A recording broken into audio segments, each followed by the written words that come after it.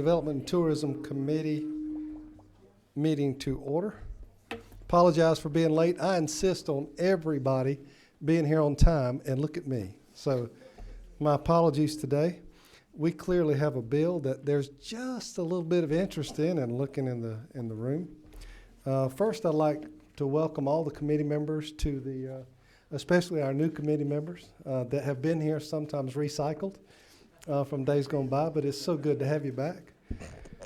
We do have a lot of fun on our committee. For those of you that haven't been here before, we see parts of the state that some of us don't even know is there unless you go out on some of our committee trips. We have some business today. Before we get to it, if you'll take a look in your packet and take a look at our committee rules, they're the same as they were last year. I'll ask somebody, once you have a chance to look at those, to make a motion on those.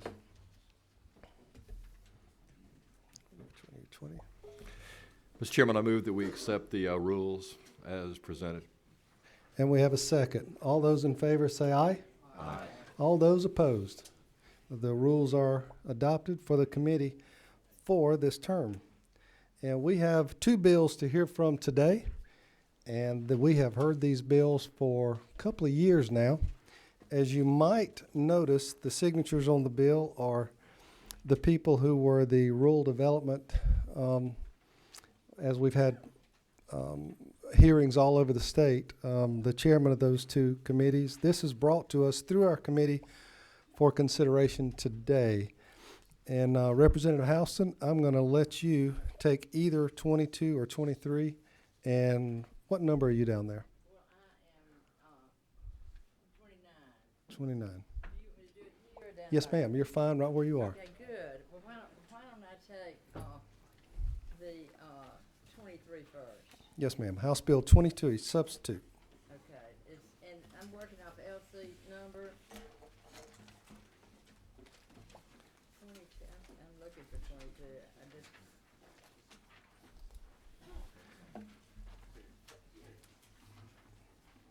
Okay. And pull your microphone around. Thank you. I'm working on LC number 363723. And this bill gives the Rural Telephone Cooperative, it's related to the Rural Telephone Cooperative Act, and it gives telephone authority corporations the right to enter in broadband. She's on 20. And it's Let- a real simple bill. It We're just on 22, furnishes excuse me. steps- I don't mean to. We're on House Bill 22, right? House Bill 22. Good. Okay. Sorry. And this is related to the telephone companies, the nonprofit telephone corporations. And it gives them the right to enter into broadband. It's a real simple bill. It's a one-page bill.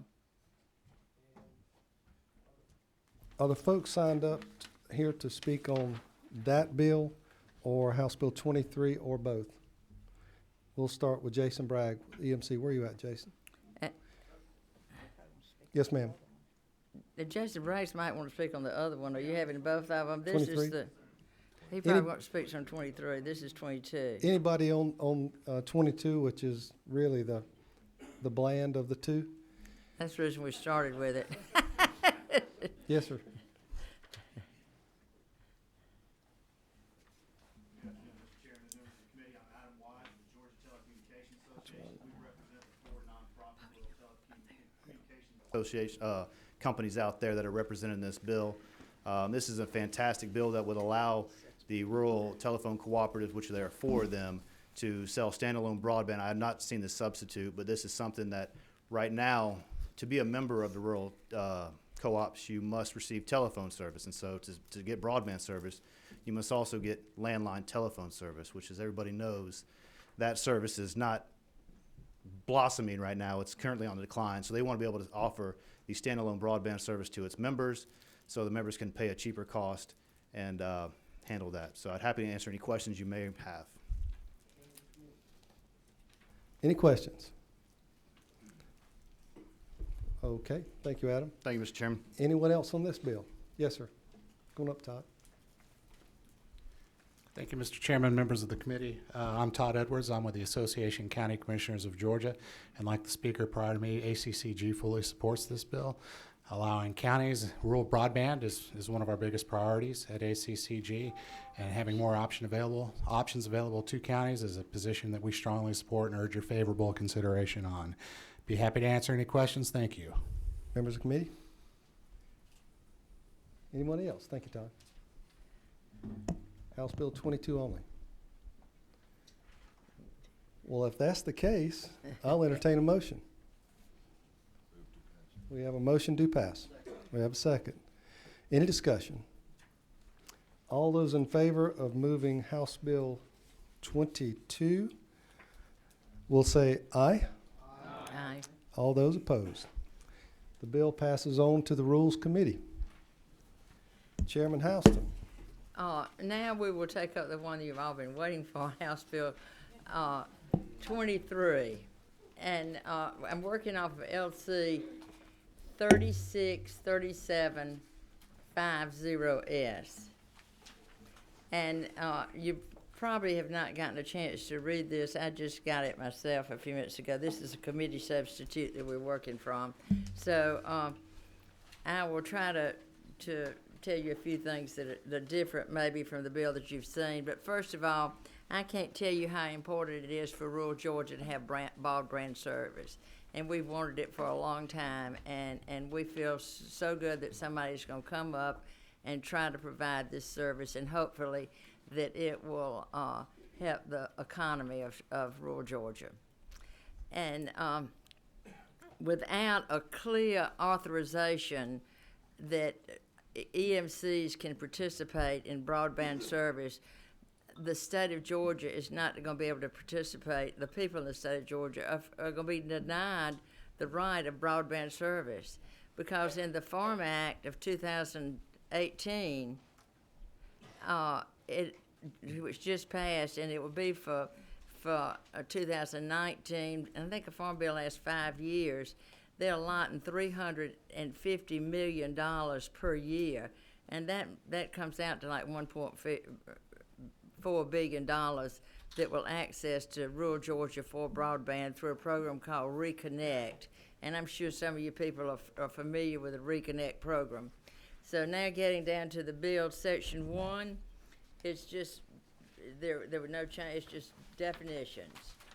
Complete definitions, and to things you're really interested in, I'm sure, is in Section 3. And in Section 3, since I wrote on the other thing and they had to go get it recopied, my notes on the bill that we had to send back to Legislative Council, because I wrote on the original bill and made my notes. So let me look for my other notes. That no, in Section 3, no EMC broadband affiliate, a gas affiliate, can enter in cross-subsidization. And if you don't know what that means, if the broadband money that they make cannot be intermingled with the electric or the gas. Broadband has to stand on itself. You cannot mix and cross-subsidize money. And if you feel like that your EMC is doing this, as a member, you have a right to file a suit in Superior Court, and that's outlined in it. And so that sort of takes care of the intermingling of money. And the next part, if you wonder how they're going to be straight about this, they do have to have a certified public accountant to go over the books, and they will report a report every year on the books to make sure that they're not intermingling any funds. Another thing in the bill, and I don't know I'm looking for that section, is that you cannot cut off anybody's electricity or gas because they haven't paid their broadband bill. And that protects the consumer. It's just really a real simple little bill, and we're just really doing this to give people in rural Georgia an opportunity to have broadband service, hopefully. Do I have any questions? So the penalty for them, if there is cross-subsidization, is to go through Superior Court and file Superior suit. Court. Members of committee. Number one. Yes, ma'am. Thank you. Not sure I heard right. You were talking about the amount of money at the beginning, and you said four, and I don't know if it's million or billion, and over how many years? Well, the Farm Bill, if I'm mistaken, you might can correct me on it, but I think a Farm Bill lasts 5 years, doesn't it? Is that not right? If you're asking me, Well, I'm sorry. I okay. can't give you I an think- answer. I think a Farm Bill lasts 5 years, and I think they're allotted $350 million a year. And if you multiply 350 million times 5, it comes out to $1.4 billion or something like that. I don't have my telephone right now to multiply it out. Can but I tell think it you does that's that. close? That's what I thought. But I had heard 4 billion, and I didn't know if that was 1 year or multiple No, years. I'm or talking in the whatnot. Farm Bill. There's also $600 million that have coming effect right away. And but we have to get extra points to get money on your application if your state allows broadband service by EMCs. And Mississippi has already passed this bill, and it's already gone on to the governor to, I guess he's already signed it by now, but they've already passed it. Mississippi and Georgia were one of the 2 states that did not allow it. And by allowing it, we get extra points on our grant application. Thank you. Chairman Rogers. Madam Chairwoman, just as a matter of clarification, Okay? I think it's a good bill, but one of the things is, I just want to make certain that everyone knows that this bill comes as a recommendation from the House Rural Development Council. Is that not correct? It certainly does, and thank you for pointing that out. And for the last 2 years, we've thought that it was important enough to go all over the state and talk with people, and overwhelmingly in every area from South Georgia to North Georgia and everywhere in between, one of the concerns we heard, the 2 biggest concerns we heard were probably workforce development and broadband service. Is that pretty much it? Yes. Great. Thank you for clarifying. Other members. Yes. Point of clarification, Mr. Chairman, can we reserve our questions based on what the speaker's comments are? Absolutely. All right, thank you. Anyone else? We have our first presenter today, Jason Bragg. Why don't you come up and tell us from the EMC's point of view? Good afternoon, Mr. Chairman, members of the committee. My name is Jason Bragg. I'm Vice President of Government Relations with Georgia EMC. We represent Georgia's 41 not-for-profit electric membership corporations across the state, as well as Oglethorpe Power, Georgia Transmission, and Georgia Systems Ops, which are generation and transmission co-ops. We represent, cover about 73% of the state's landmass, serve power to approximately a little under half the state's population, and operate in 157 of our 159 counties throughout the state. I'd like to start out by commending Speaker Ralston and the members of the Rural Development Council for everything that they've done for rural broadband and trying to push the ball forward. We very much appreciate their recommendation of this legislation in their final recommendations last year. And also thank you to the House. Y'all have passed some version of what you have in front of you 3 times last year. Couldn't get it. We're going to get it hopefully across the finish line this year all the way to the governor's desk, but wanted to start out by thanking you for that. Currently under Georgia law, House Bill 23, which you have in front of you, current Georgia law is a kind of a convoluted, in terms of electric cooperatives and broadband services, is a convoluted mix of statute, court decisions, regulatory actions by both the state and federal government, many of which conflict to an extent, which creates kind of an uncertain environment for electric cooperatives that want to participate in providing broadband, or even partner with other existing organizations, or even look into doing either other innovative things in their community to help solve either solve or bring some kind of or to bring, just basically to come up with a solution to solve the rural broadband crisis that we're facing around our state.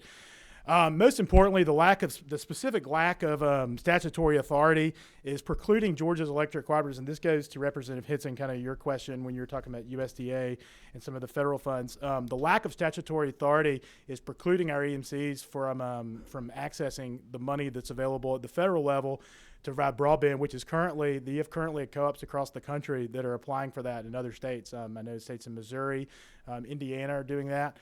There is $600 million that was appropriated last year that is available, and USDA is beginning applications for that $600 million, I believe, in March, and those applications will go till, I believe, the first batch go through the end of April. And also, as Chairman Houston said, there's about approximately $1.75 billion that has been authorized in the Farm Bill, although that's appropriated over 5 years in buckets of $350 million. And finally, I'd like to, the only other thing that this bill does is Chairman Houston pointed out, is it provides some cross-subsidization provisions that are placed in the bill. Those are beginning at line, I had the old bill until beginning at line 78. So, but from line 78 on, basically the entire section 3 are the cross-subsidization provisions that she explained to you. We feel that the electric cooperative customers should not subsidize broadband services, whether it's provided directly through the electric cooperative or through an affiliate, and we think that this ensures fair business and consumer protection. So with that said, I'm more than happy to answer any questions you may have, and anything I can do, please let me know. Thank you, Mr. Chairman. Members, question of the presenter. Yes, sir. Thank you very much. I appreciate that presentation. There is no doubt this is an economic imperative. We have to get broadband across the 159 counties, so I think we need to be looking at every option possible. You mentioned about partnering with your cooperatives and then them partnering with the individuals in their areas regarding innovation and partnerships. Can you walk me through, have the EMCs looked at your satellite partners in terms of possibly that being a faster path to getting broadband into the rural areas of Georgia? I'm not aware of anything with satellite. However, we are open to all opportunities that could be out there. Some of the examples that we are doing currently with that, we're doing some fiber swapping with a rural telephone cooperative down in southeast Georgia in order to help get their service around. I think we have 4 EMCs participating in that, where they're swapping fiber with each other. Mainly a lot of the fiber that we have laid in the ground now is for our own internal purposes, for communication between substations and whatnot. And with that, when you lay fiber, you're laying strands that may have multiple strands, and so you have dark fiber that's available to lease. I think that we're open to really doing anything that can help these communities in which we serve electricity, and hopefully to serve, and hoping some to be able to serve broadband, whether it's directly or through a partnership with someone else. Mr. Chairman, may I ask a follow-up? certainly. In terms of laying that fiber, when we think about time to market and being able to get this to the rural areas as quickly as possible, has there been an estimation done in terms of what that time would be? I think it really depends. I think it would depend on what you do, whether you're being a direct provider or partnering with somebody existing. I know that the existing partnerships that we have in southeast Georgia have, I think they take some time to get together, but I don't think it's been an inordinate amount of time. But the answer to your question is I really don't know. I just know from recent example, what we've done down in southeast Georgia, that's really all kind of happened in the last year or two. So. Okay, so I'm afraid to use this analogy of shovel-ready projects. Yes. But we all know what that can do to us. But that being stated, if this triggers, has there been an estimate done by your membership in terms of how quickly we can get to market? I think that we have I believe at this point 5 to 6 EMCs that have either conducted a feasibility study or conducted some research into possible, whether this would be a viable option. Of those, I don't know the exact number that would be ready to move on it, but I think that we have some that would very seriously consider it. How long that would take, I don't know that. I don't know that answer for you. Okay, and last question, I promise. Sure. You said you cover 157 of our 159 counties. This is a rural effort. Yes. I'm just wondering, is it your intent to serve all 157 counties that you serve, or is the focus of this to focus on our rural citizens? It is not our intent to provide broadband in 157 or 109 counties. If that is where the market goes, it goes there. But I think this is more of allowing our rural communities to have another tool in their toolkit to use to possibly serve these areas. The majority of the places that we serve outside of kind of the ring of Metro Atlanta and suburban Atlanta are very agrarian, very rural. They're outside of cities traditionally, And so, few customers per mile. And so there's what works in one area may not work in another. And it's just trying to find what works best in that area, whether it be partnership, direct provider service, or some other option that we haven't contemplated at this time. All right, thank you. Yes, sir. Thank you, partnership being the key word there. Representative Stovall, did you have a?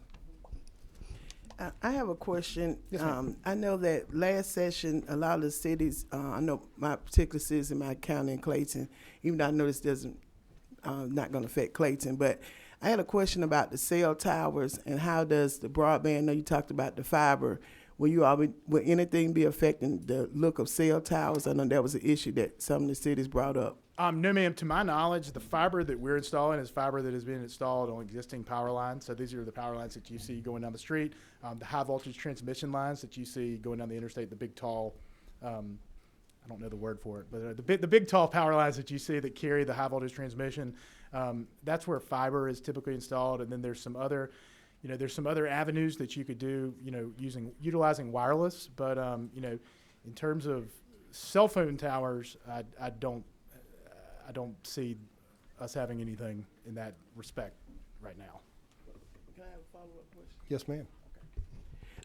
So eventually, and I guess it might not just be the cell phone towers, but I was just wondering, with the expansion of the broadband, could later on other companies that provide those services now come into those communities and place that, or would this help them not to have to have the cell phone? That's what I'm trying to understand. Under this bill, I don't think there's anything in this bill that would allow a company to place a cell phone tower. I think this deals directly just with statutory authority and the cross-subsidization provisions that we have between the broadband company and then the electric delivery company. So to my knowledge, no, there's nothing in there that would allow folks to do that. So, yes, ma'am. Basically making you play nice in the sandbox. Is that not correct? Yes, sir.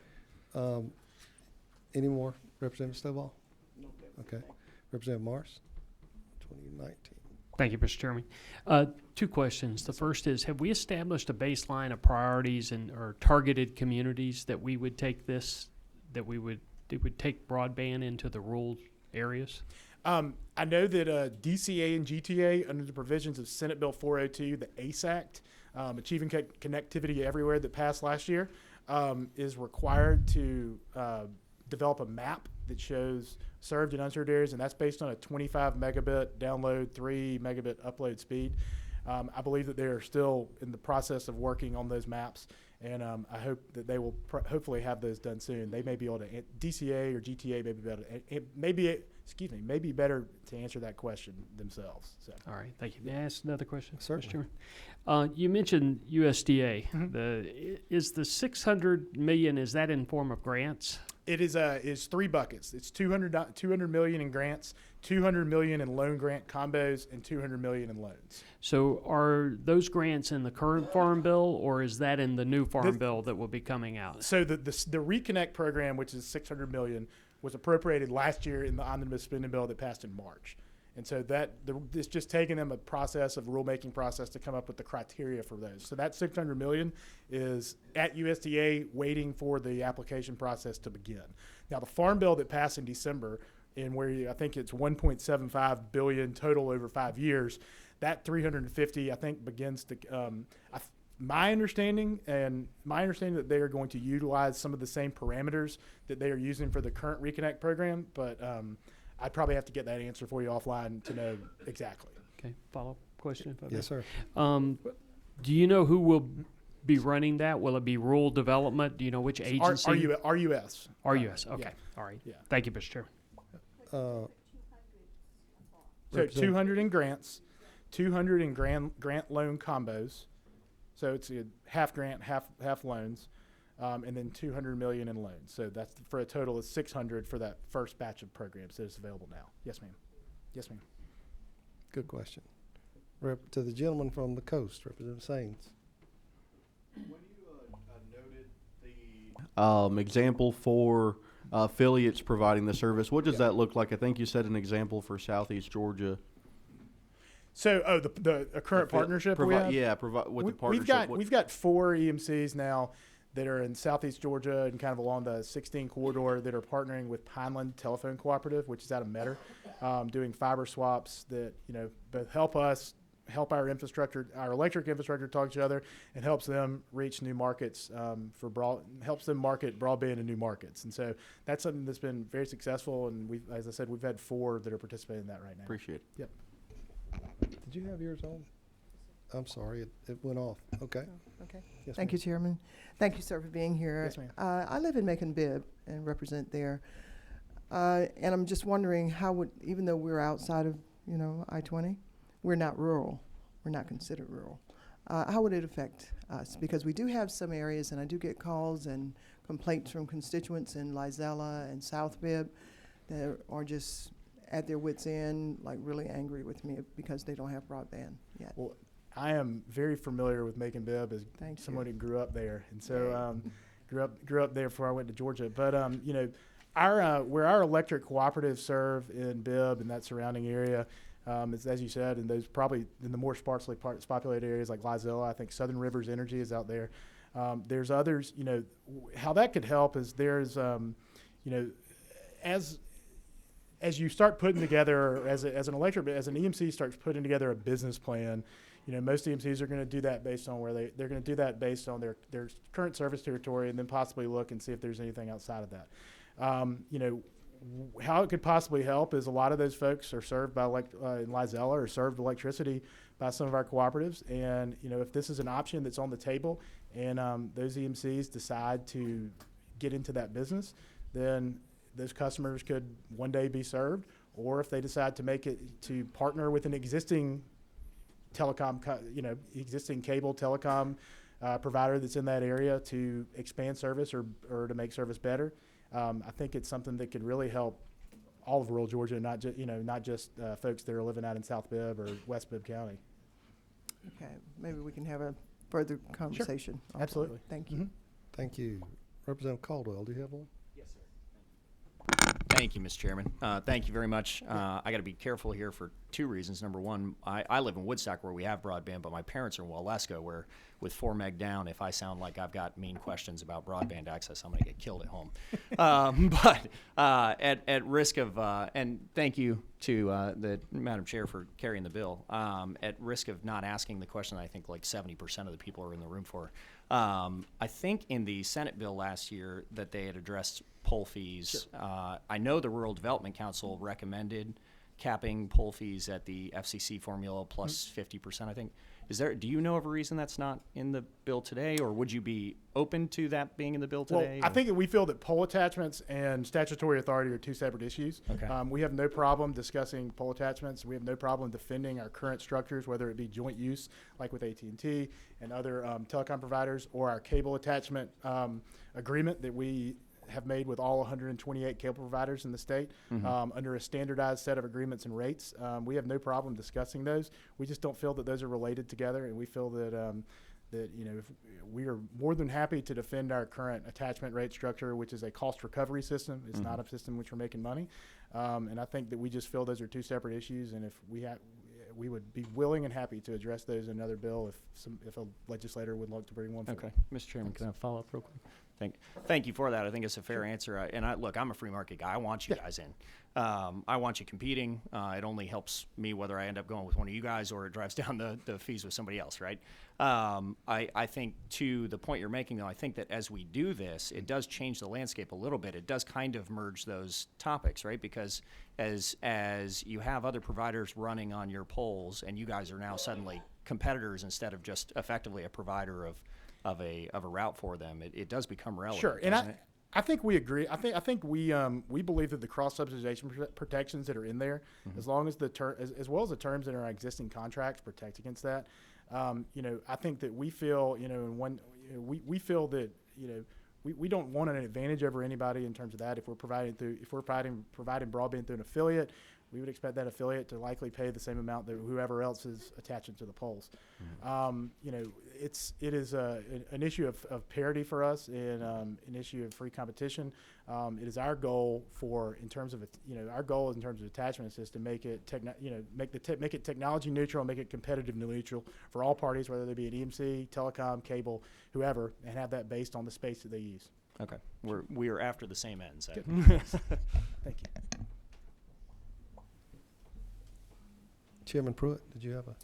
Yes, thank you, Mr. Chairman. I apologize for being late, and I may very well ask a question that's already been answered, and if I do, I apologize for that, and just cut me off. Okay. I'm gonna run these questions together, if I could, Mr. Chairman, and that way he can just give them all at one time. If the EMC's contract for with a company, let's say as a partner, and they use their poles and lines and things like that, their assets. Well, once they go into a contract with a company, does that prohibit or make them anyway have a bigger advantage than another company that might want to use the lines and the poles also? In other words, it become exclusive to them once EMC goes into a contract where nobody else can utilize their same poles and their wire system. I don't see a scenario under which that would happen. No, sir. But it could. I mean, I think if you had a bad actor, yes, it could. I would also expect us to be down here having very, very stringent pole attachment standards imposed on us So- if we had actors that were acting like that. Yes, so I sir. didn't get them run together. I'm sorry, but since I didn't, but your intent is then for EMCs, even if they partner with someone, that they mean partner with multiples to use the same poles, and nobody would be excluded. Sure. To Okay. compete on the same, basically just to compete on the same level as anybody else. Okay. It would, and so anybody that would use their poles even on a rental basis, would that be considered a partner? I mean, it would be just, I think they'd be considered what they currently are, which is attachers to a pole. Okay. Well, then my point I'm trying to get at, and really, listen, I'm for this 100%, but I'm just trying to figure out some of the language so that we do have competing companies. But if the EMC partners with someone and then somebody else comes along and said, I want a richer pole, okay, well, is the EMC, since it's got to be separated, are they going to have, because broadband's going to be separate, do they have to pay the EMCs the rental price that somebody else is going to have to pay for rental? That would depend what type of attachment it is. You know, I think that under the cross-subsidization standards that we have in here, I think we feel that we would have to, or EMC or an EMC affiliate or whoever choosing to provide the service would pay based on the size, based on the amount of space you use on the pole, which is different for telecom and cable. But, you know, I think we'd feel that they would have to compete fairly with each other and pay essentially the same. So the broadband partnership would have to pay the EMCs for the use of the space on the pole, just like somebody came in and just said, I want to rent your pole space. Yes. Because that's how I understand it Okay. currently. Well, I think you'd have to keep them separate. I'm just Sure. trying to make a Yeah. point at that.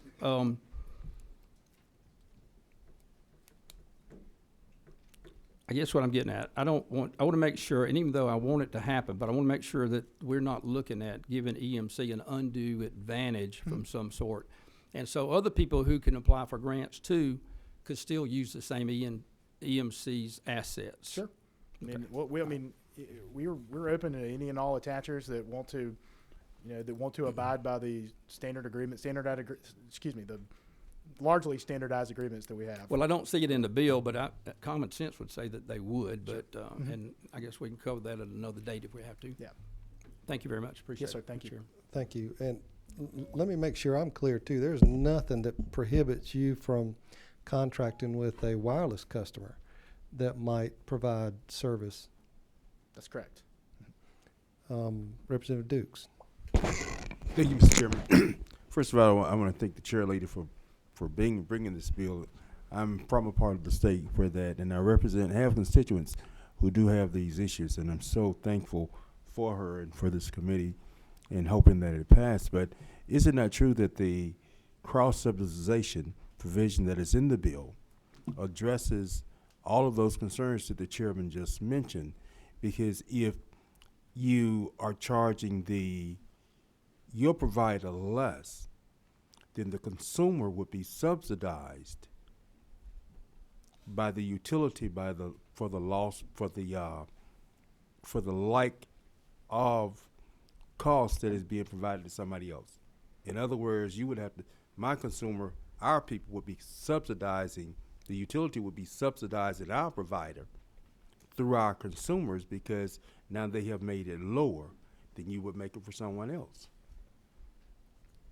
Trying to put that one together. I'm sorry. I'm trying to Okay. no, I'm sorry. I'm sorry. I'm trying to think through it.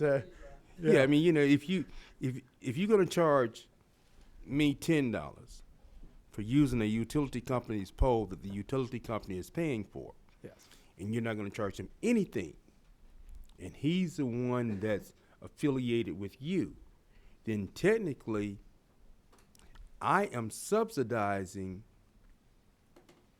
his business. Okay, I get you. Yeah. We feel that under the cross-subsidization provisions in the bill, in our existing pole agreements with companies, that everybody would be treated the same. And so we don't seek to subsidize anybody. I think that we could, you know, when we discuss FCC rates here, I think we could argue that we think that's a subsidized rate from the federal level. But you know, that's a discussion for another time, I assume. Okay. Representative Burris, did you have a question? Representative Henson? I do. Yes, ma'am. And thank you. You talk about poles Mhm. and the fact that you're putting up the poles. And you do what you call attaches and rentals. Now, if a pole breaks, you take it down. But now in my area, which happens to be metro or suburban, half the poles are just left lying there. With half of them cut off, correct? Yes, so why? Is it because the people that are the renters haven't come and removed their wires? I guess you as the owner, Yeah. can the owner of the pole, either Georgia Power or AT&T or someone, remove all the wires and get everything out of the way or not? Or how do we get to that point? My understanding is that once, you know, when you have, I know what kind of poles you're talking about because I have them in my neighborhood over Yeah. in the west side of Atlanta. We have to, we cannot remove that pole until the attachers have come and removed their attachers. Typically when you see a pole that's cut off like that, that is because the power section, where the power space, as we call it, at the top of the pole, we have removed our facilities, removed them to a new pole, and it's somebody else that's attached. Typically, I mean, it's typically going to be cable, telecom, somebody like that. And until they move and come and take their facilities off and move them to the new pole, we can't remove those poles typically. But what type of communication is there between the owner of the pole and the attachees when a pole is taken down? I mean, you know, this gets to be a clutter. It gets to be very discouraging among my constituents. I get lots and lots of complaints, and it seems like no one's in charge of it. It's my understanding that those type of things are entered into a joint utility system that we all access, and we, you know, us as the original owners of the pole are notified about that, and really until the attachers' facilities are removed, our hands are, according to a lot of the contractual terms of our contracts, our hands are kind of tied on those until whether we can go until we can go take them down. And so until they remove the facilities, and this may be a better question for the cable or for the cable folks or the telecom folks, but until our stuff is removed, we, you know, my understanding is we can't go take them down. So I think it's a good question for all of you to find a way that when a pole has to be taken down for one reason or another, and that half a pole is there, that you all are going to be able to find some way to remedy the situation and get that half a pole moved out of our communities in a quick fashion. I mean, they just sit there too long. And I get too many complaints, as I'm sure other legislators do too. So I understand. this is sort of directed to all of you that are interested in this, regardless of which company you work for. I wish you could all get together and find a way to remedy this situation of half a pole being left on the ground for a very long period of time. Thank you. Thank you. Representative Bennett, did you have it? Thank you, Mr. Chairman, and thank you, Madam Chairwoman, for bringing this. I too have interest in rural Georgia. I have relatives there as well and travel quite frequently all over the state. I'd like to know if within this bill, is there any incentives, and you may have already mentioned it, or any assurances that should this bill pass, that there's a commitment to supply broadband to all over Georgia? No, there's no, unlike the power business, the broadband business is different because, the only thing this bill does is this bill allows communities and electric cooperatives that operate in those communities to decide what fits them best. Like I said, whether it's being a direct provider, whether it's partnering with an existing telecom group. In terms of, is there an obligation to serve, like we have an obligation to serve electricity? No, there isn't. And I think that's a recognition that, there's no other, outside of traditional, I guess, to my understanding, is outside of traditional telephone service, there really isn't an obligation to serve anybody with broadband. It's just the broadband service has gone where the market dictates it. And all this legislation would do is, as I said, allow communities to kind of decide what fits best for them or decide what fits best in that community in terms of trying to solve the problem. Will it address broadband statewide? No, and we don't intend for this bill. This bill is not intended to be the statewide solution for anything, and we don't pretend that we are. We just want to be part of the state's toolkit as they look to solve this immense problem of rural broadband in Georgia. Anything else? Okay, Representative Rogers. Yeah, I'm just going to follow up, Jason. I guess based on some of the questions I'm hearing, wouldn't it be fair to say that this bill doesn't address all the specifics that everybody wants to address right now? Basically, what it does is paves the way so that we can move forward and see what we can do about broadband. Correct. Thank you. It also allows us access to the federal money, which is the key. Yes. Federal dollars. Thank you. That's all the questions we've got for this presenter. Thank you, Jason. Yes, sir. Thank you, Mr. Chairman. Stephen Lofton.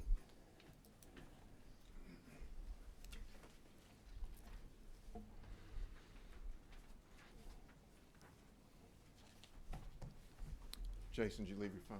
Oh, thank you. Appreciate it. Should have put that in my pocket, shouldn't I? Get on this contact. So, Stephen Lofton, Executive Director of the Georgia Cable Association. Thank you, Mr. Chairman, for the time in front of the committee.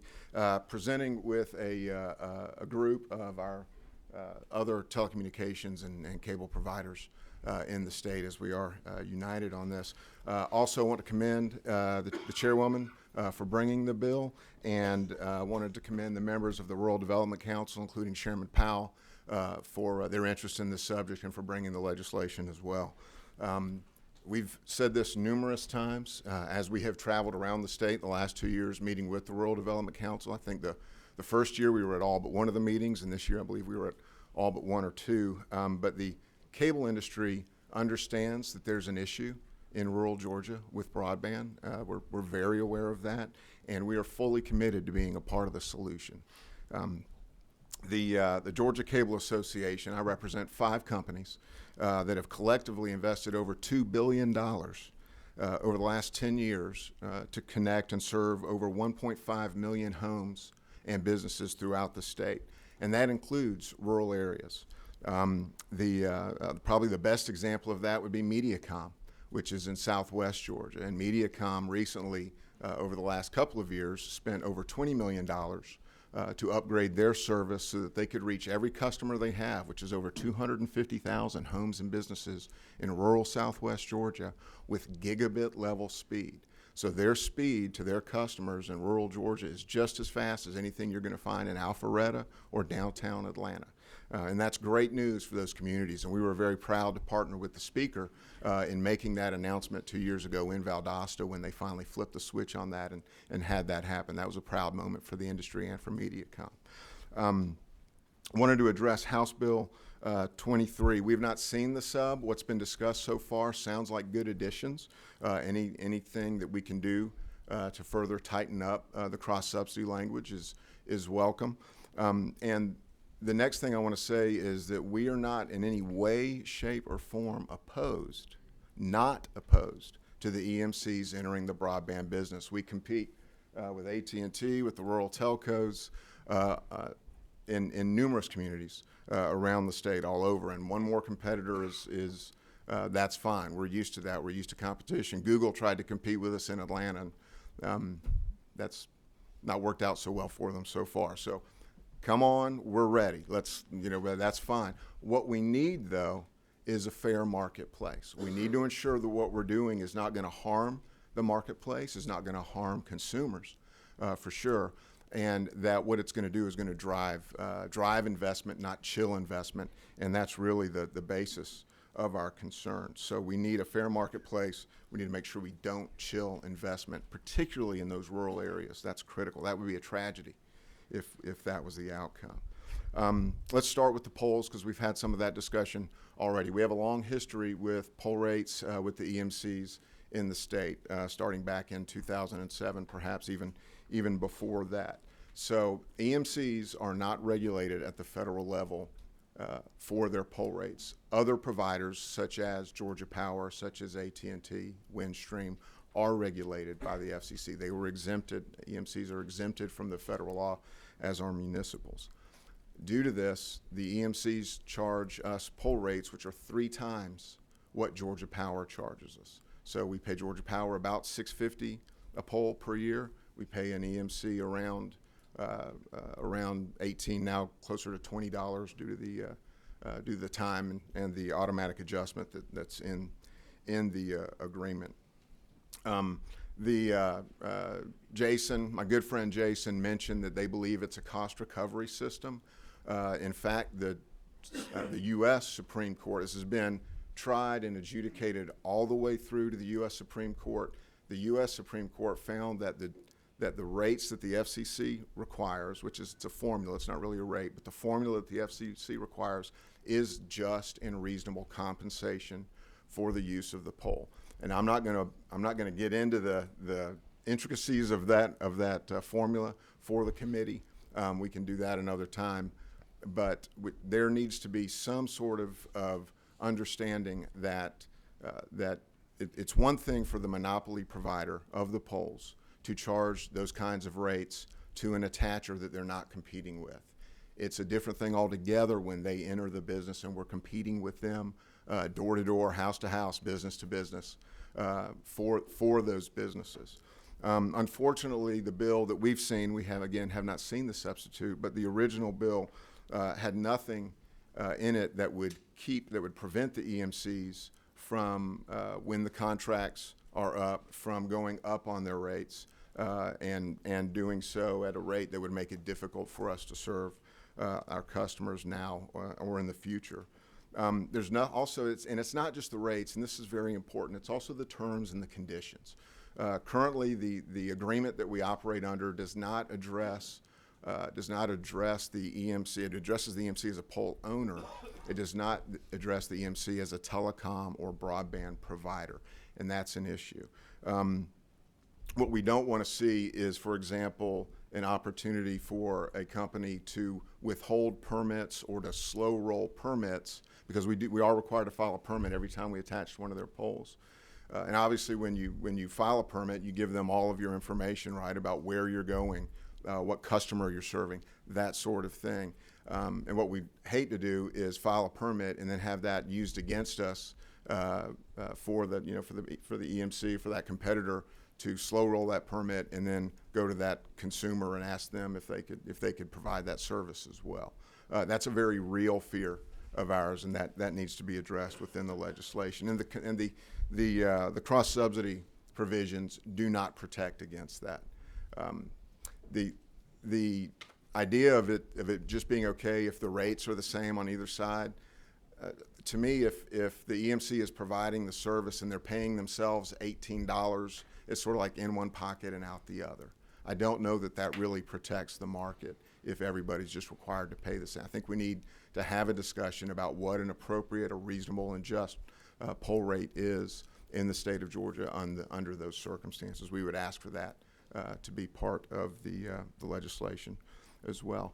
At this point, Mr. Chairman, there's a number of other issues. We decided as a group to sort of divide up the issues amongst us so that you're not hearing the same 6 points from all of us. Try to best preserve and use your time.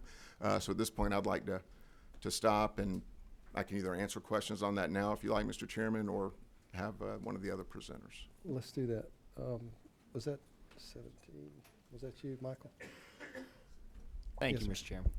Thank you. I guess I'll say out loud again because it's my second question. I support the legislation. I want to see this move forward, but I agree. I think with the concern you have just with basic market forces here, and I want to make sure to kind of articulate it and just make sure that I understand it correctly.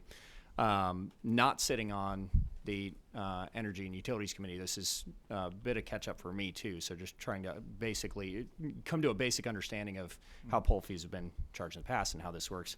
I think the market concern right now is that you've got effectively a monopoly provider on polls that historically have not been competitions. They haven't been, we've not needed to talk about the fees necessarily because they weren't directly competing with you.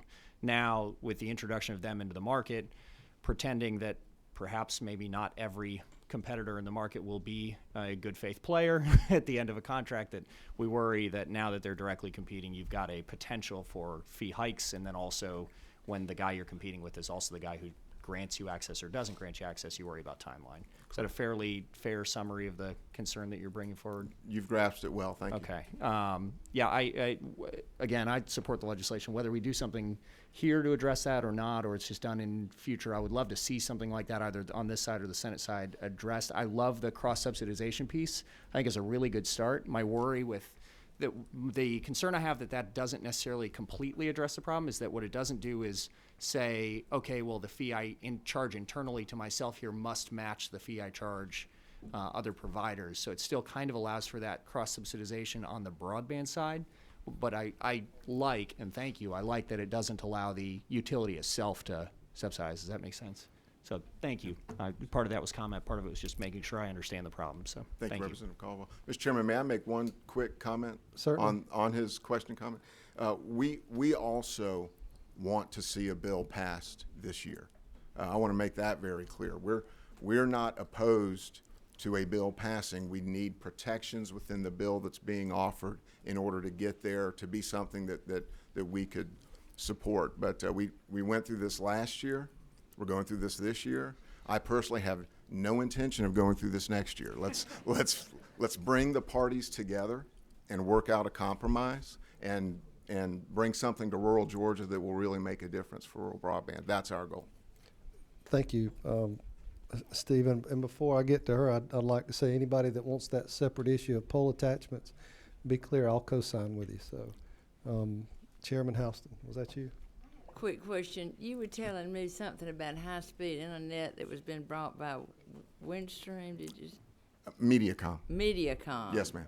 Okay. I do not represent Windstream. Okay, Mediacom, excuse me. Okay, Mediacom doesn't really go out far in the rural areas. So they do in some areas. Not in, you said, not in my county. Yes, ma'am. So you have to pay if you want cable to come out to you.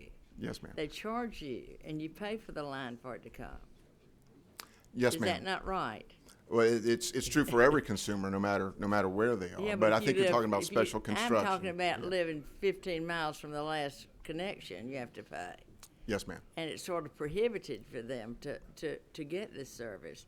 And this gives us an opportunity for people who are on EMC to have an opportunity to have broadband. A lot of these folks don't have cable. Yes, ma'am. Mediacom doesn't go out into some of these people. They've got a satellite. They play direct TV because that's the only thing they can get. Thank you. Yes, ma'am. And I would say that's why we're also in favor of getting something done this year. We are with you on that goal. I assure you. And if you want to get a poll tax bill, get your bill up for that, or whatever you call it. Thank you. Thank you, Madam Chairman. Leader Hatchett. Thank you, Mr. Chairman. Stephen, what you just said was this is what bogged this bill down last year, and you don't want to see it again next year, and it looks like it's trying to bog it down again.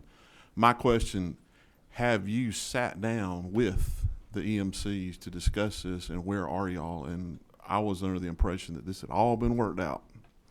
So, thank you very much, Representative Hatchett. We've attempted to negotiate. We reached out to the EMCs a number of times over the interim.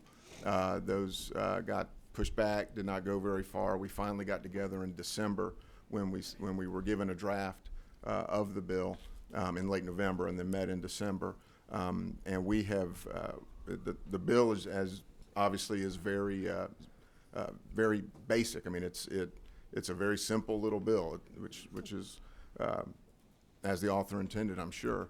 And so we have been working to put together the language that would need to go in it that would address our concerns, and we're very, very close to having that.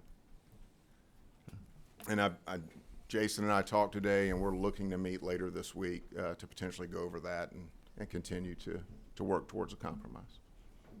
Good. Representative Dukes. Thank you, Mr. Chairman. So it is your contention then that the cross-subsidization does not address the concern that you have? No, sir, it does not. It does address the issue of whether or not they'd be able to charge one rate to one provider and another rate to another. We're not asserting that they're going to be able to charge different rates, although there's nothing specifically in the bill that prohibits that and prevents that. But the fact that the EMC is charging itself, it could charge itself $100 or $1,000 per pole. It wouldn't matter. It's paying it to itself. It's like charging yourself rent for the house that you live in that you're already paying for, right? It's money going out one pocket and into the other. It doesn't truly address the competitive concern there.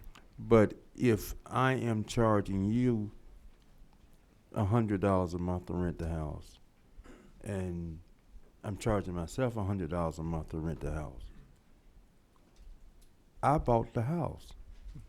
It's my house. Right. I made the initial investment in the house. Mm-hmm.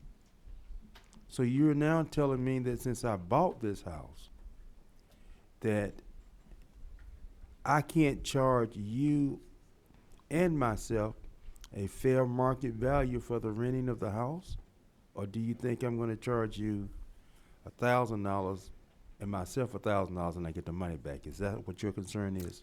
So on that, I think the best analogy to use is not a house, but let's say an office building.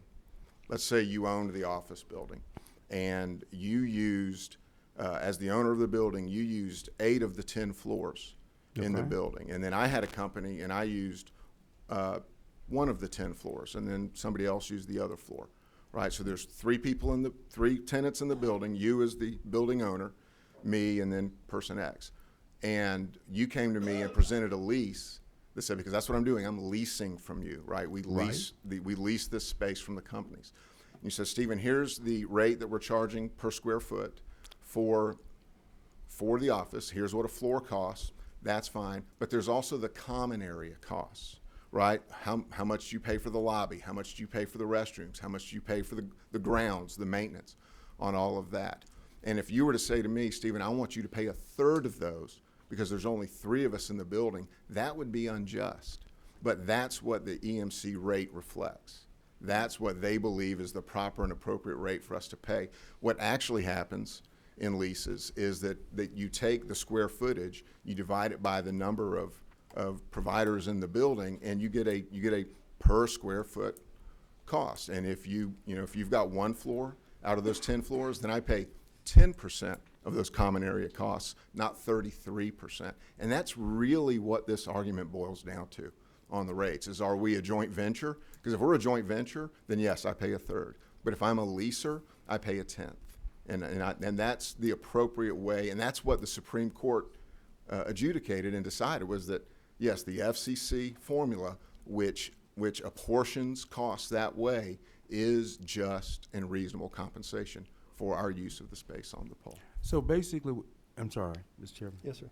So basically, you're saying the common use space, I'm charging you more for the common use space than I am someone else, or that I'm charging myself. Well, you'd be charging me the same as you charge yourself, but it wouldn't be fair and it wouldn't be just because you've got 8 floors in the building and I've got 1.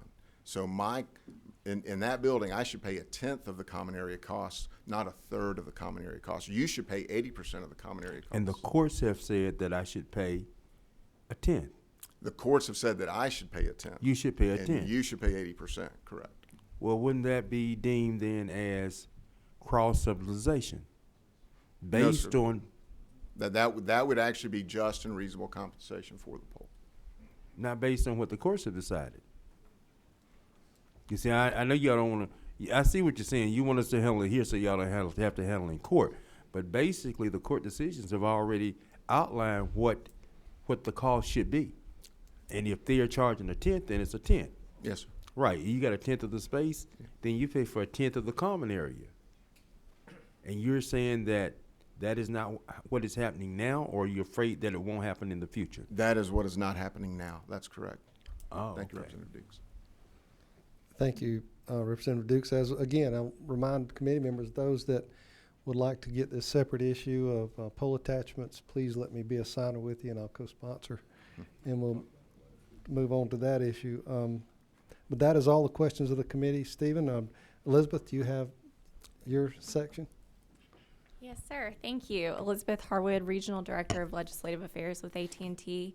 Thank you, Mr. Chairman, members of the committee, and thank you, Representative Houston, for bringing this legislation. I want to echo Stephen's comments that we do not want to stand in the way of this legislation passing. We very much understand the need and the desire to bring more service to rural Georgia. And I think any member of the Rural Development Council will tell you, as they've studied this issue, that is a very challenging and complex issue and a lot more difficult than maybe it first seems. AT&T's been operating in Georgia for just a few years, and we have spent a large amount of money. We've invested $5.3 billion in our network just in the last 3 years, and we're continuing to invest in the state. We also participate in the federal subsidy program through the Connect America Fund, and we have received or will receive $150 million in subsidy to service 67,000 homes in 53 counties and parts of the state. So we are working to address that problem, but we recognize there's much more that needs to be done. One change that we would like to see, and again, I haven't seen the newest substitute, so I look forward to seeing that, and it could be that it is addressed, but we would like to see that EMCs that are providing broadband do so through a separate affiliate, just as EMCs that provide natural gas do so through a separate affiliate. Bills in Tennessee, North Carolina, and then the bill that Representative Houston referenced in Mississippi all authorize EMC broadband through a separate affiliate. And that's just if there are concerns about anti-competitive behavior or cross-subsidization, that there's a separate legal entity whose books could be audited and looked at, whereas if it's operating through the same books and accounting, it's difficult to see whether or not that's occurring. Questions of committee? Representative Jones. Hi, thank you so much. 2 quick questions. I don't know if you were here for my initial questions, but given your acquisition of DirecTV, could you maybe give us a thought or basically what your roadmap is regarding your ability to go above 25.3, maybe get to 56? So with our wireless broadband product that we're doing through the FCC Connect America Fund, that is a 10.1 standard right now. I know. I think the market is moving towards 25.3, but that is what the federal government has said right now for broadband is 10.1. Right, and is there any plans right now in the near future for DirecTV? Not at this time, no. Not at this time? No. Okay, so the last question is, I'm a huge supporter, just like everyone who's been speaking, but my feeling is, with all due respect, is I feel like there's a fire. We have this huge sense of urgency to help our friends in the rural areas, but I'm not quite sure that anyone actually has the urgency of the now. And I guess my question is, in terms of your ability to speak with the EMCs and things like that, would you guys be willing to have some type of time limit on you in terms of, I'll say, for lack of a better phrase, time to market? How quickly we can get this service to our rural brethren? Sure. I mean, we've been working with the EMCs to try and reach a solution on this bill for sure, because like I said, we do not want to stand in the way of it. And we continue to invest heavily in the state. We very much understand the need and are doing our best to get there. It's just unfortunately a dollars and science problem. Understood. All right. Thank you. Thank you. No more questions for the committee. Terry Lindell. Good afternoon, Mr. Chairman, committee members. Thank you, Representative Houston, for bringing this legislation. Are you getting tired of the compliments? Not. I represent Chickamauga. I represent Chickamauga Telephone Company, Ringgold Telephone Company, and Public Service Telephone Company, and I am talking about the issue of cross-subsidization. Cross-subsidization is in this bill and is also in the natural gas bill that allows the EMCs to get into the natural gas business to ensure that affiliates of the EMC stand on their own, that they're paying their own costs and they're not using the resources of another affiliate to provide natural gas service or to provide, in this case, broadband service. Now, as I said, EMCs are already subjected to the provisions of OCGA 464153.1 regarding cross-subsidization when they get into the natural gas business. And we're asking that all of those same provisions be applied to the EMCs when they get into the broadband business. And a lot of those are added in the bill. When EMCs get into the natural gas business, the Georgia Public Service Commission reviews those provisions and makes sure that the EMCs are not cross-subsidizing. They've done that for years. They've done that ever since municipalities got into the telecommunication business. And the way it works is the company files a methodology, a cost allocation on how they're going to allocate costs among the various affiliates. They file it, the PSC approves it, and then they have a third-party auditor who files a provision at a certification at the PSC that they are complying with their cost allocation manual. The PSC has experience with cross-subsidization. The EMCs have experience with cross-subsidization, and we think the proper venue for this would be the Public Service Commission. We would also ask that some of the provisions of 464153.1 governing cross-subsidization for EMC gas affiliates be added to that. And the provisions are to ensure that there is separate but continuing governance, that no more than 1/2 of the board of the EMC serve on the broadband board, serve on the gas board. That just keeps a little bit of separation there. And as I said, the Public Service Commission, we believe, should be the agency that enforces these provisions. We would also ask that no person be required to purchase broadband business, and I think your amendment has added that, in order to receive electric service. And we believe that they should receive a certificate of authority from the Georgia Public Service Commission.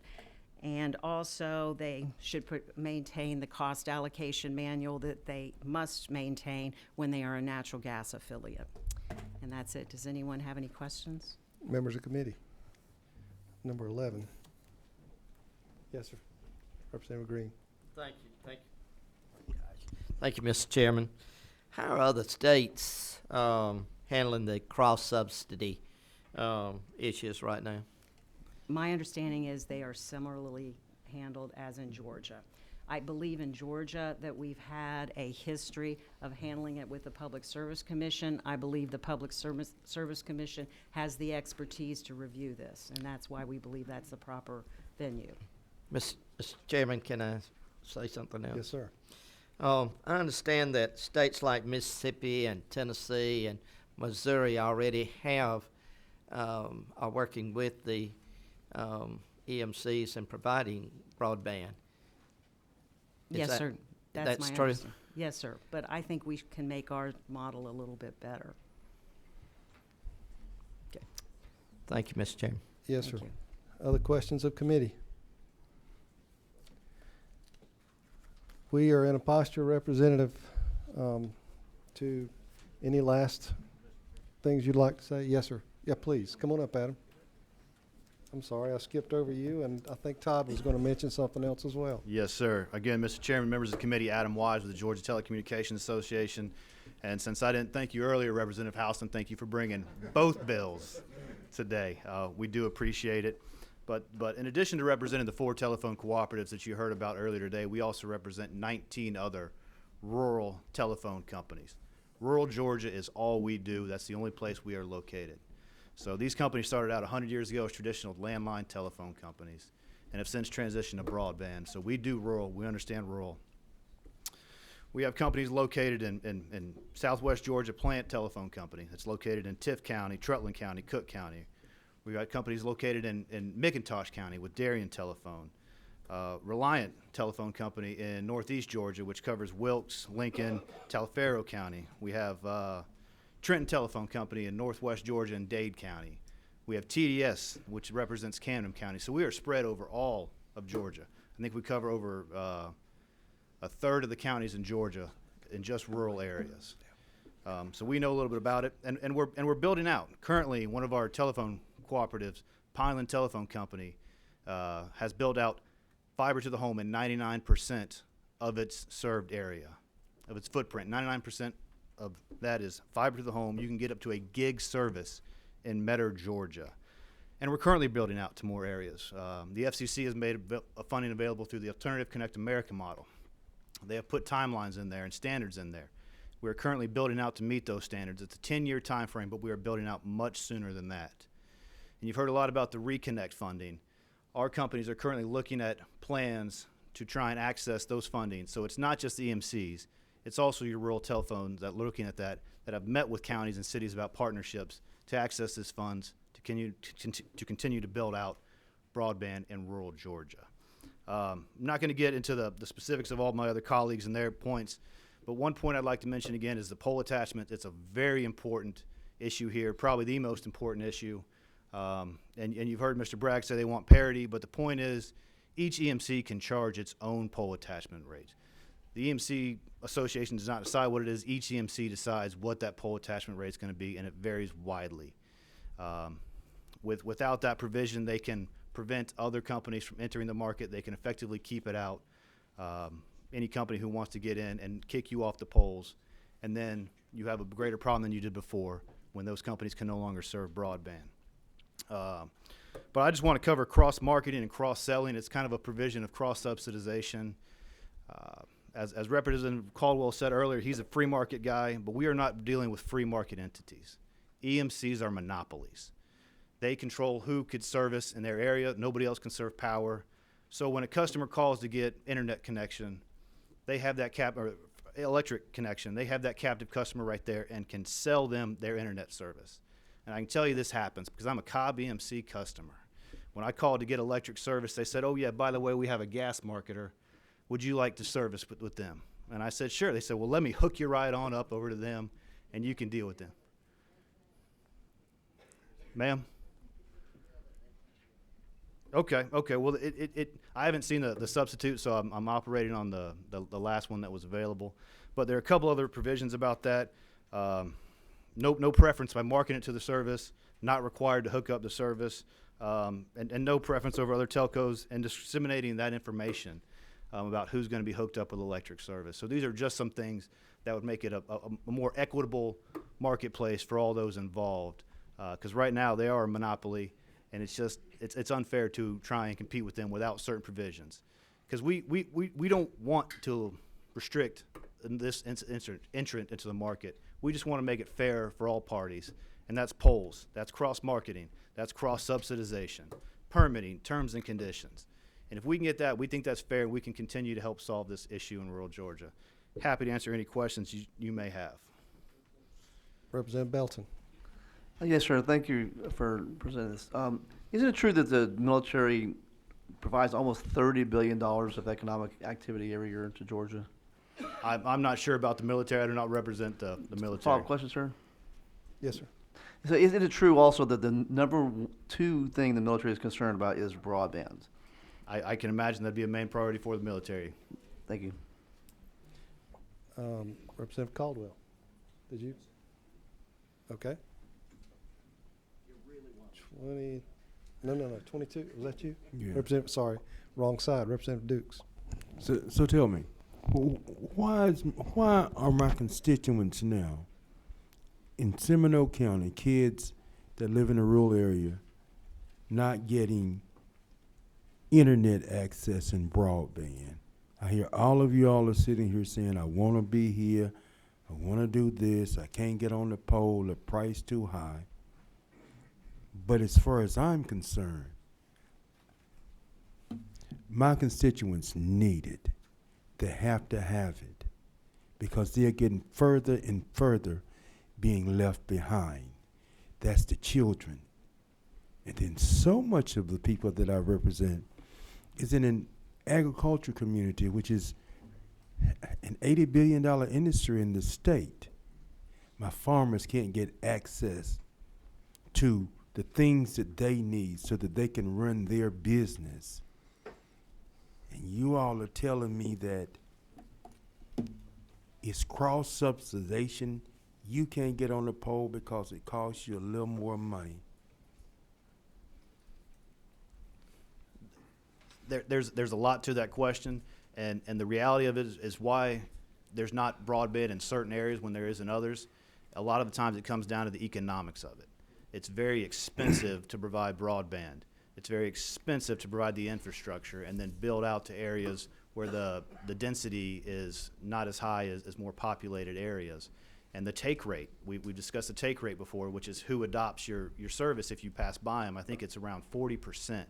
So all these numbers that start adding up, and then when you start talking about pole attachment rates, it's just another cost that goes into the expense of getting to rural areas where the population density is less. We would love to serve it, but if we can't at least break even, we're not going to be in business very long, and then you're going to have a major issue with companies going out and out of business, and then there's nobody serving. That's where I am now.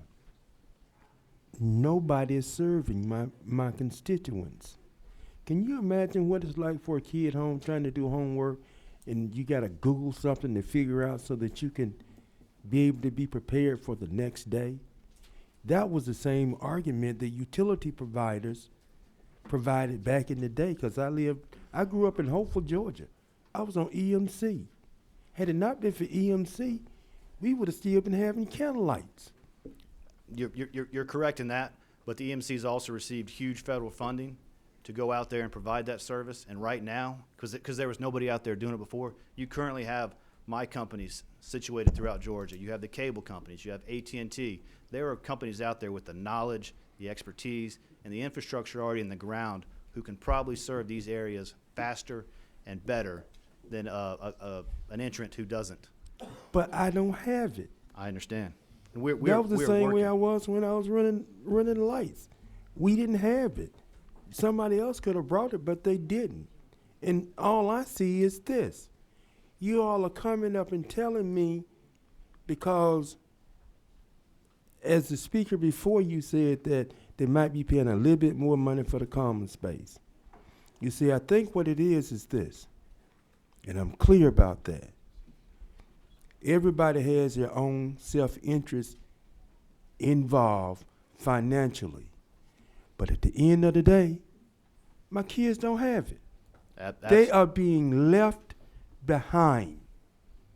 I can't keep them there. They can't even get an internet. They can't even go on social media. And you're telling me about I got to pay a little more money to get on a pole. I can't. That just doesn't work for me. Somebody got to get me some internet.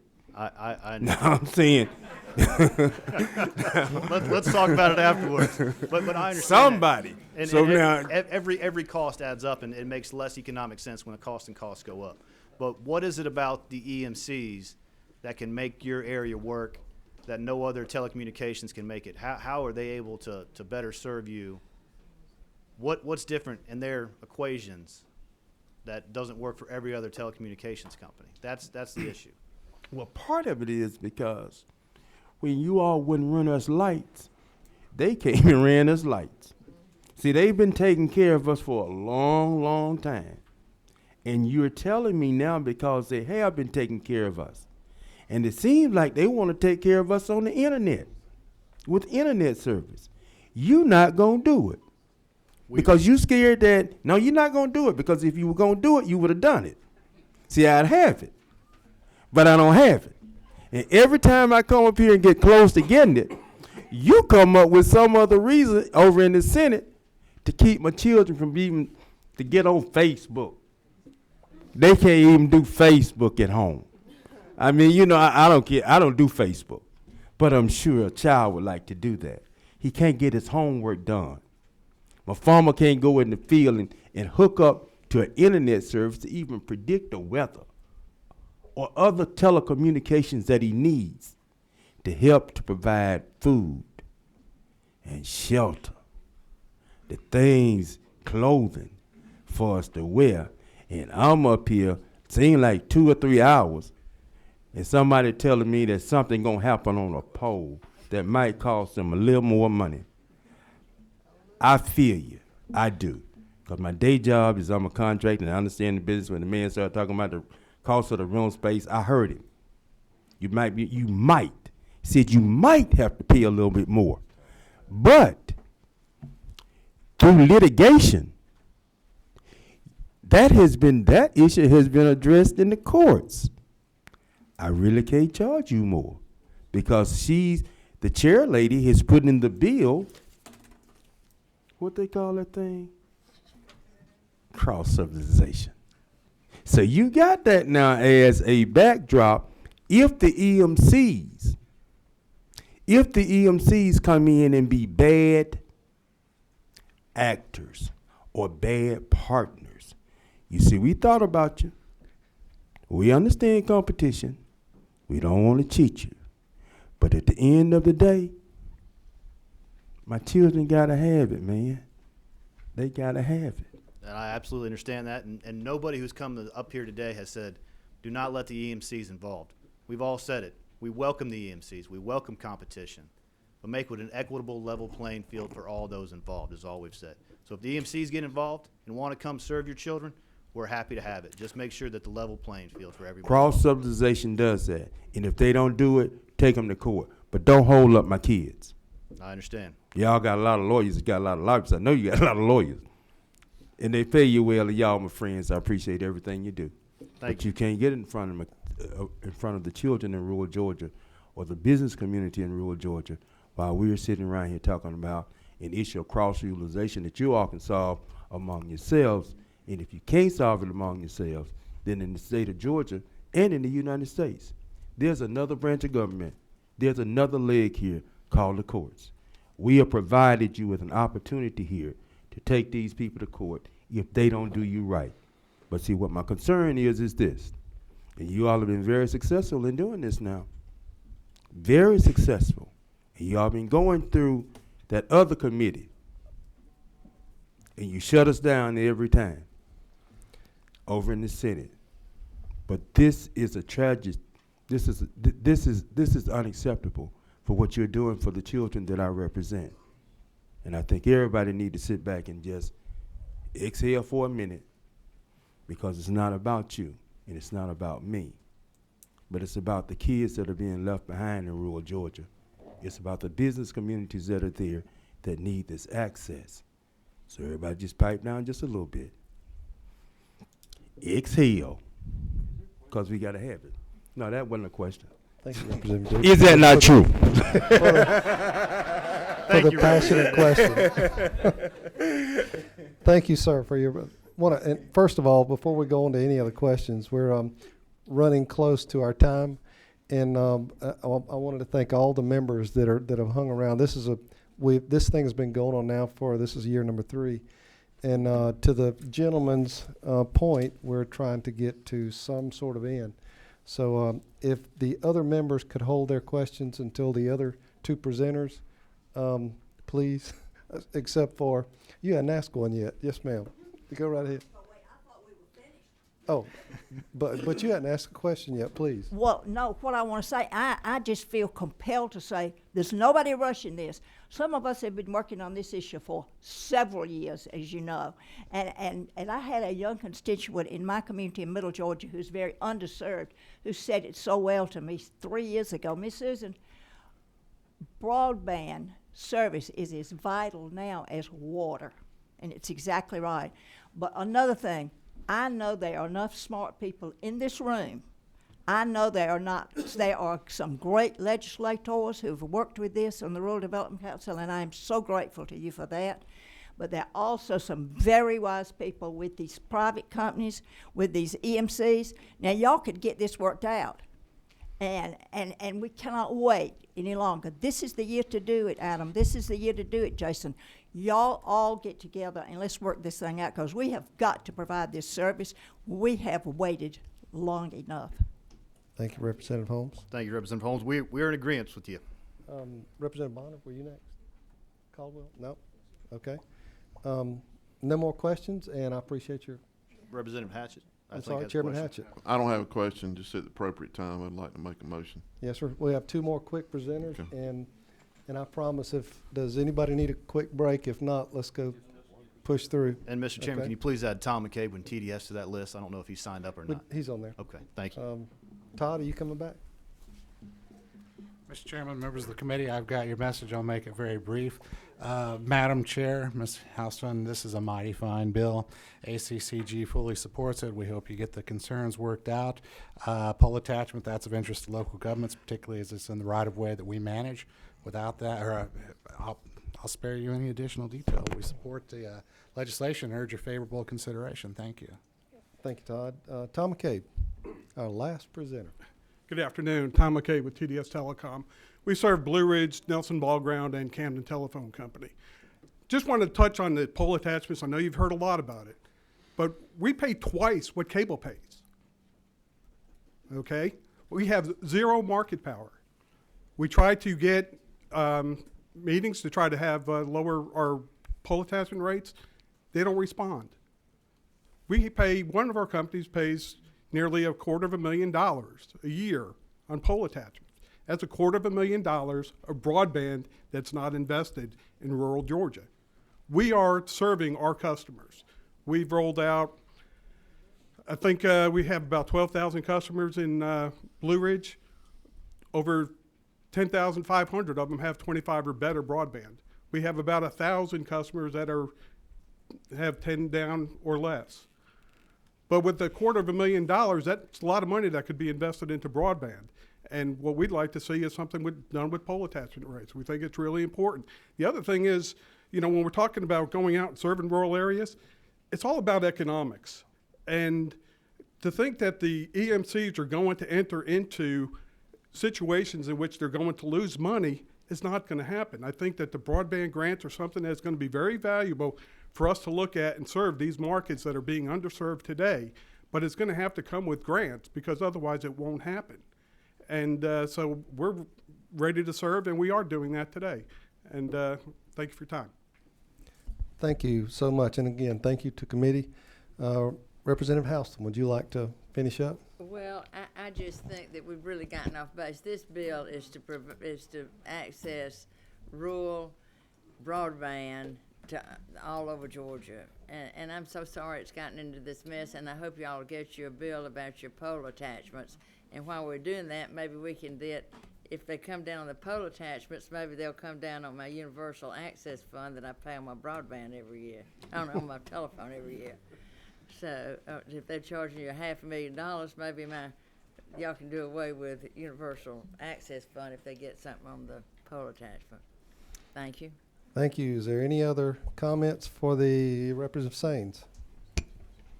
And I apologize if it's in this committee, in this bill. I'm new to reading these, but is there an agency that's tasked with enforcing the cross subsidization? If a person, a member of the cooperative, of one of their affiliates, and with the audit they do every year, sees that they do not abide by what they're supposed to, they take them to Superior Court and sue them. It's in the bill. Representative Harris? To comment, it's really frustrating for us having people call us continuously asking when this is going to happen. And just like Representative Dukes was saying, it's like people in Dominican Republic, people in Africa have got broadband. I don't know why, we're the greatest, right? We're trying to get there. I think this can be worked out, and the sooner the better for everyone. This isn't just about money. This is about the future of our country. If our children aren't educated, and that's basically what I'm looking at, It's the education of our children, the future generations. We're already behind the 8 ball. It's time to let's just pony up. Let's get it done. Thank you for your comments. We are in a posture for a motion. Is there anybody to make a motion? Yes, sir, Rep. I'd like to move to pass House Bill 23. Is there a second? All those in favor, any discussion? All those in favor of moving House Bill 23 substitute on to the Rules Committee will say aye. Aye. All those opposed.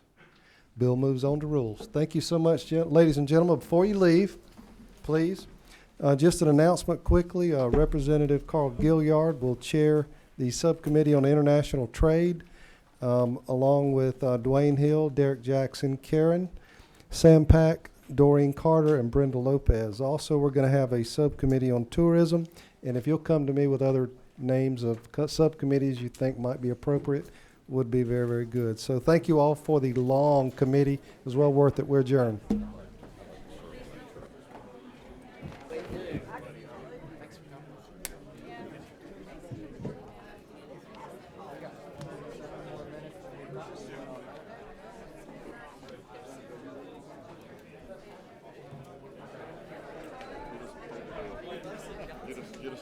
Okay. Sean Marie. Tom.